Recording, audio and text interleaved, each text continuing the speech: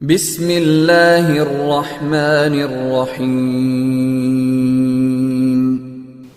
مولا کائنات امیر المومنین علی علیہ السلام حضرت انسان سے اس طرح مخاطب ہوتے ہیں کہ ابن آدم، جو رزق تمہارے پاس پہنچ رہا ہے اس کی دو اقسام ہیں۔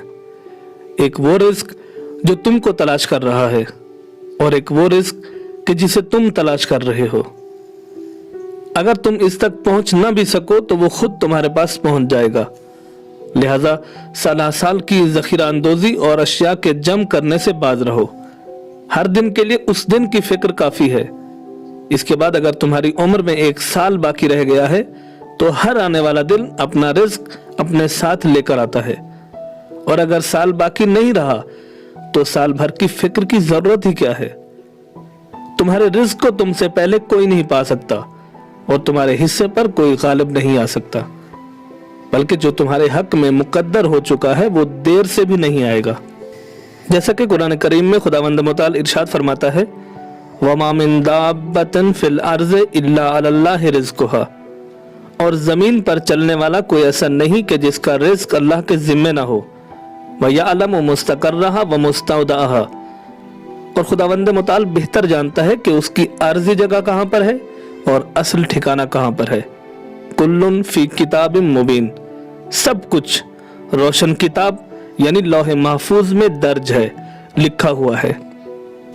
مولا کائنات علی علیہ السلام کے فرمان کا مقصد ہرگز یہ نہیں کہ انسان محنت و مشقت چھوڑ دے اور اس امید میں بیٹھ جائے کہ رزق کی پہلی قسم بہرحال حاصل ہو ہی جائے گی اور اسی پر قناعت کر لے گا، اکتفا کر لے گا، بلکہ یہ در حقیقت اس نقطے کی طرف اشارہ ہے کہ دنیا عالم اسباب ہے، یہاں محنت و مشقت بہرحال کرنی ہی ہے، اور یہ انسان کے فرائض انسانیت اور ابدیت میں شامل ہے۔ لیکن اس کے بعد بھی رزق کا ایک حصہ ہے جو انسان کی محنت و مشقت سے بالاتر ہے، اور وہ ان اسباب کے ذریعے پہنچ جاتا ہے جس کا انسان تصور بھی نہیں کرتا۔ جیسا کہ آپ گھر سے نکلیں اور کوئی شخص راستے میں آپ کو 1 گلاس پانی یا 1 پیالی چائے پلا دے، ظاہر ہے یہ پانی یا چائے نہ آپ کے حساب رزق کا کوئی حصہ ہے اور نہ ہی آپ نے اس کے لیے کوئی محنت کی ہے۔ یہ پروردگار کا ایک کرم ہے جو آپ کے شامل حال ہو گیا ہے، اور اس نے اس نقطے کی وضاحت کر دی ہے کہ اگر زندگانی دنیا میں محنت ناکام بھی ہو جائے تب بھی رزق کا سلسلہ بند ہونے والا نہیں ہے۔ پروردگار کے پاس اپنے وسائل موجود ہیں جن سے وہ وسائل رزق فراہم کرے گا۔